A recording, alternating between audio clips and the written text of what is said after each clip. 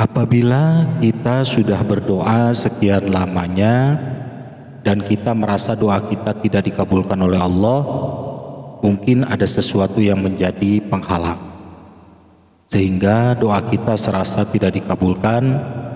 Bisa jadi faktor tempat kita memanjatkan doa, atau waktu kita memanjatkan doa, atau bisa jadi juga kata-kata yang kita sampaikan dalam doa. Nah, untuk mengatasi hal tersebut, saya memberikan tips. Ini berdasarkan pengalaman yang saya alami, bukan berdasarkan hadis. Sebab kalau kita membaca hadis atau keterangan Al-Quran, tentunya doa pasti dikabulkan. Uduni astajib lakum, berdoalah padaku, maka akan aku kabulkan. Itu janji Allah, pasti dikabulkan. Ada juga keterangan doa yang diawali dengan membaca surah Yasin, maka doanya akan dikabulkan oleh Allah. Ada juga keterangan waktu yang terbaik untuk berdoa di sepertiga malam. Doamu pasti dikabulkan oleh Allah. Semua keterangan bilang dikabulkan. Nah, berdasarkan pengalaman yang saya alami, ternyata doa kita itu bisa tertunda atau tidak dikabulkan oleh Allah, atau sulit dikabulkan oleh Allah karena ada faktor-faktor tertentu. Yang pertama, faktor tempat. Misalnya kita biasa berdoa di kamar tidur tengah malam, coba kita berdoa di ruangan lain. Cari ruangan lain yang tidak ada orang lain selain kita dengan Allah. Bisa jadi doa yang dipanjatkan di kamar tidur sulit menembus langit dikarenakan ada istri kita atau ada suami kita yang sedang tidur dan terbuka auratnya. Nah, coba berdoa di ruangan lain, misalnya di ruangan tamu atau ruangan lain yang bersih. Atau misalnya berdoa di beberapa masjid yang berbeda, boleh juga begitu. Saya pernah melakukan itu. Saya berdoa di satu masjid, pindah lagi ke masjid lain, berdoa lagi di masjid lain, dan terus begitu. Ada beberapa masjid yang saya datangi dan alhamdulillah doa saya dikabulkan oleh Allah. Itu yang pertama, faktor tempat. Yang kedua, faktor waktu. Mungkin kita biasa berdoa di sepertiga malam. Itu memang bagus sesuai dengan anjuran, tapi ingat bahwa Allah tidak pernah tidur dan Allah selalu terbuka untuk hambanya berdoa. Kapan saja Allah selalu siap, dan nasib orang itu berbeda-beda. Begitu pula dengan waktu berdoa. Bisa jadi orang lain berdoa di sepertiga malam terakhir, sedangkan kita lebih cocok berdoa sebelum tidur. Nah, berdasarkan pengalaman saya pernah berdoa di beda-beda waktu.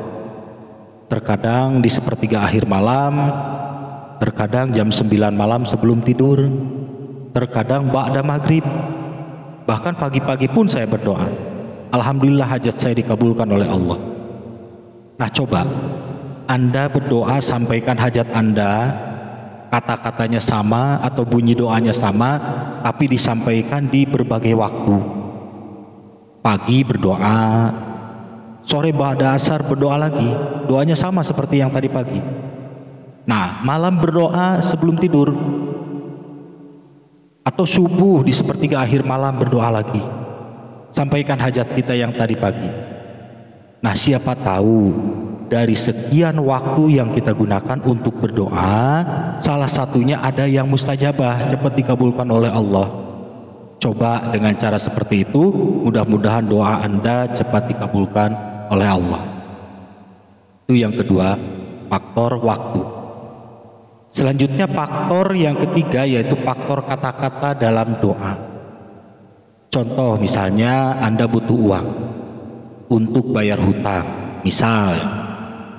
Nah, Anda berdoa minta rizki, itu kurang tepat. Ini berdasarkan pengalaman saya. Tapi kalau Anda mau berdoa seperti itu juga ya silahkan, itu hak Anda. Tapi saya sarankan, kalau kita butuhnya uang, berdoanya minta uang. Dengan Allah itu tidak usah drama, basa-basi, apalagi kata-katanya seperti puisi. Gak usah. Butuh uang ya minta uang. Ingin dimudahkan rezeki ya minta dimudahkan rezeki. Butuh sepatu ya minta sepatu. Atau butuh uang untuk beli sepatu. Misalnya, ya Allah, anak saya gak mau sekolah kalau tidak dibelikan sepatu baru. Ya Allah, tolonglah saya. Saya ingin bisa beli sepatu untuk anak saya. Tolong kabulkan secepatnya ya Allah, karena anak saya rewel terus. Kepada siapa lagi saya meminta kalau bukan kepada Engkau? Nah, itu contohnya ya, contoh kata-katanya. Soal kata-katanya ya silahkan, sesuai kebutuhan masing-masing atau hajatnya masing-masing. Itu yang ketiga, faktor kata-kata dalam doa, maksudnya ya jangan sampai salah. Kemudian yang keempat, faktor kebaikan. Apabila hajat Anda sangat mendesak dan nasib Anda sudah di ujung tanduk, coba ingat-ingat, Anda punya kebaikan apa yang pernah diberikan kepada orang lain? Misalnya, Anda pernah ngasih makan orang yang kelaparan di jalan, atau Anda pernah punya kebaikan membayarkan hutang orang lain sehingga orang tersebut terbebas dari ancaman, atau mungkin Anda pernah ngasih biaya untuk sekolah anak yatim, atau apa saja kebaikan Anda di masa lalu, itu bisa disampaikan dalam doa kita. Contoh kata-katanya begini. Misalnya, ya Allah, saat ini saya menderita sakit yang tak kunjung sembuh. Saya sudah berobat kemana-mana, sudah habis biaya banyak, bahkan sampai jual aset-aset saya. Saat ini saya sudah tidak punya apa-apa lagi untuk biaya berobat. Hanya kebaikan-kebaikan saya yang saya punya. Dulu saya pernah membayarkan hutang orang lain, membebaskan orang lain dari beban hutang, sehingga orang tersebut bisa bahagia dan ringan hidupnya. Ya Allah, hanya itu kebaikan yang saya punya. Saat ini saya menderita sakit yang tak kunjung sembuh. Kepada siapa lagi saya meminta tolong kalau bukan kepada Engkau? Ya Allah, dengan berkahnya kebaikan saya yang dulu pernah membayarkan hutang orang lain, semoga sakit saya ini bisa sembuh tanpa harus keluar biaya lagi. Kabulkanlah doa saya ini ya Allah. Nah gitu ya, itu contoh saja. Jadi ada kata-kata, ya Allah, dengan berkahnya kebaikan saya yang dulu pernah membayarkan hutang orang lain, semoga sakit saya ini bisa sembuh tanpa harus keluar biaya lagi. Nah itu contoh ya.